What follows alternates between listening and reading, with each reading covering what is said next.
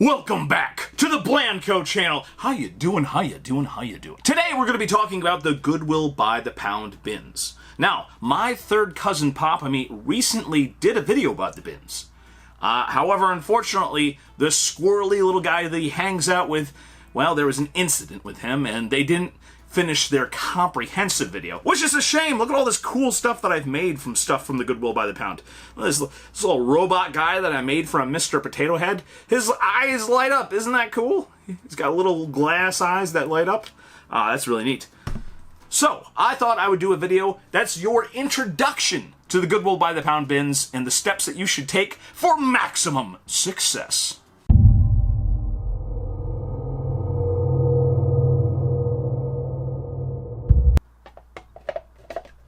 For people that are brand new to this subject, what is the Goodwill by the pound? Well, in short, it's this. It's a specialized Goodwill store, usually some sort of warehouse space, attached to a regular Goodwill store. They have these massive wheeled bins filled with items. These items fall generally into two categories: items that did not sell in the regular Goodwill stores, or items that cannot be identified or are incomplete. Basically anything that they can't sell in the store, their online store, or things that they just don't know what they are, but they know that they're not garbage. That's how it's supposed to work. However, sometimes a lot of trash does end up being in the bins. Sometimes people donate garbage, and that garbage just ends up in the bins, even with the sorting process. And this is going to differ by store, but the common categories that I've seen are hard goods, books, media, clothing, shoes, and then the glassware section.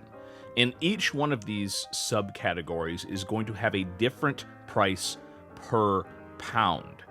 So, for example, at my local store, books are 50 cents a pound. So now we need to talk about the three big E's: equipment, etiquette, and egress. It's tempting to just drive to your nearest Goodwill by the pound and just see what they have, but you really want to be prepared first. So pull over, stop, and let's look at the equipment. Primarily gloves, because, you know, it is what it is. There's a lot of broken glass.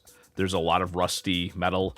I have seen mandolin blades, which are possibly the most dangerous piece of kitchen equipment that isn't plugged into the wall. And yeah, you want something protecting your hands. Cut-proof is good. Those impact-resistant ones there are okay. You also want to have a very lightweight bag to carry your stuff. Any sort of way to clean up your hands, like these wet wipes, are good. And yes, even if it's not cold or flu, you're going to want a mask, because sometimes there are a lot of airborne particulates when the bins are dirty. Clothing is definitely something everyone needs to consider. I would not bring anything that you really care about. The chances of you getting stained up, of your clothing getting bleached or something like that, that's always a possibility. Depending on how the sorting is going, how many employees are currently active, the bins might be clean, or they might be horrific, toxic biohazards. So yeah, don't wear nice clothing. Wear clothing that you're not going to feel bad if it gets destroyed. You want to be as non-threatening as possible if you're a big guy like me. Now, if you're a smaller person, maybe you want to put on the death metal t-shirt or something like that. But if you're a big, intimidating guy like me, nice cartoon shirt, tie-dye, seem like a laid-back person, that's where you want to go, because brother, you don't want people to see you coming.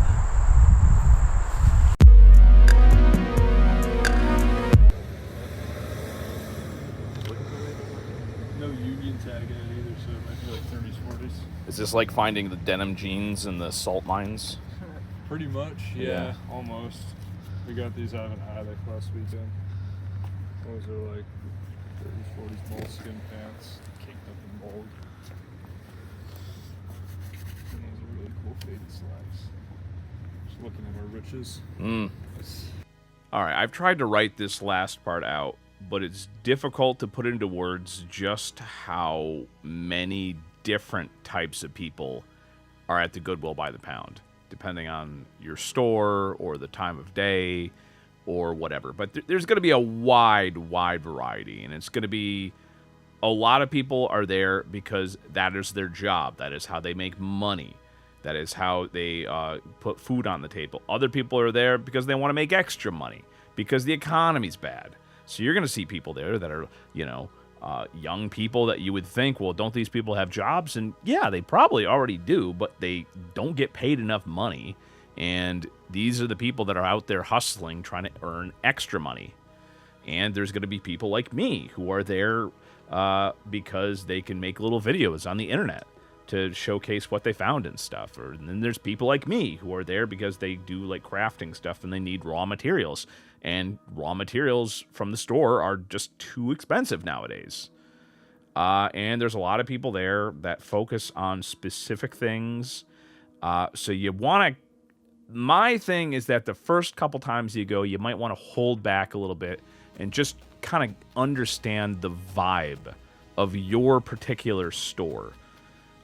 Because there are definitely people at my store where they just don't care anymore. And you'll very, very quickly realize who those people are, and you kind of just need to stay away from those people. There are people there that are looking for a social experience, which is wild, but they will waste your time talking to you and distract you when you should be looking for stuff. So again, maybe you like talking to people. I like talking to people, and there's plenty of time to talk to people when there's not new stuff in the bins to look for. But there's people there who just don't understand basic social stuff, and there's also people there who adhere to very weird specific rules.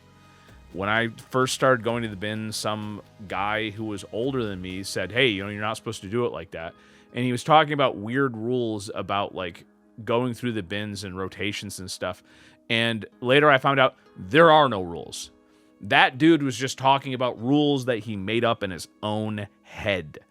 You can chat to the store employees, and they'll give you the basics.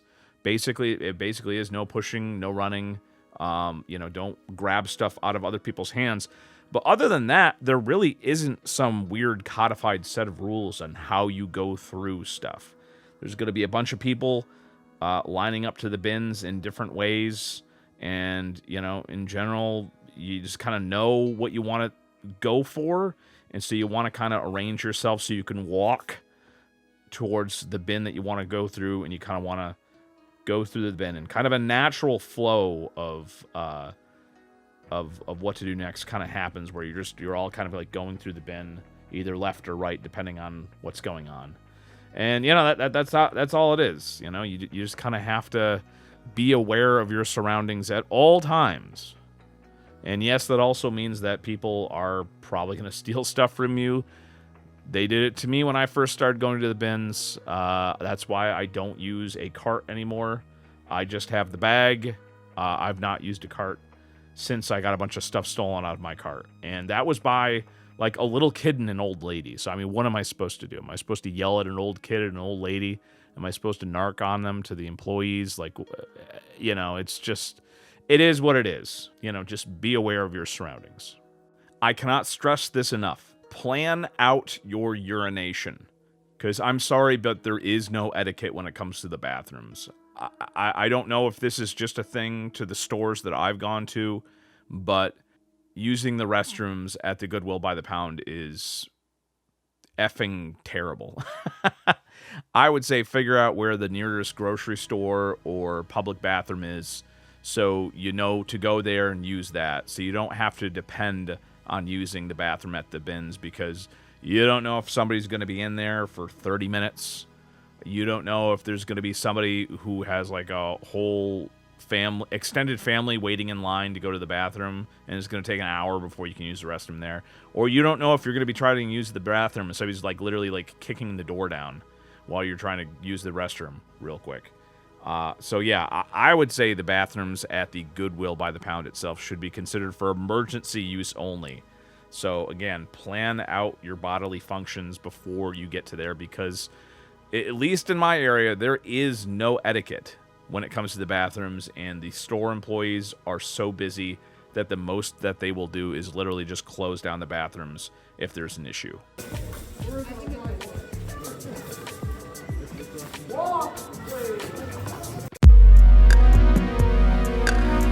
A wise man named Kenny Rogers once said, "You gotta know when to hold 'em, know when to fold 'em, know when to walk away, and know when to run." The issue about getting stuff for super cheap is that you can easily get greedy and easily take too much of it. You don't want to become a hoarder, trust me. I did come to the realization that I've been taking too much random stuff. Luckily, I was in the position where I could donate a lot of the stuff that I got extra from the Goodwill bins. But frankly, it would have been better if I would have just never taken so much stuff to start with. One of the biggest comments that I get is people saying, "Wow, I can't believe you're so lucky at the thrift store." And I gotta say, yeah, I am somewhat lucky, but I also spend a whole lot of time at the Goodwill. And that time possibly would be better spent elsewhere. So I think part of egress is knowing, hey, I didn't find anything and I got other stuff I should be doing, so I'm not going to stick around for another hour and desperately try to find something. Going to the Goodwill is part of my schedule, so I go there and then I do my shopping and then I go home. So hopefully I don't waste too much time and hopefully I don't take home too much random stuff. Well, there you have it, your guide to the Goodwill by the pound bins. I hope you found this video interesting and entertaining. There will be more videos in this series, so if you have any questions or comments, let me know in the comments below, and I can feature them in an upcoming video.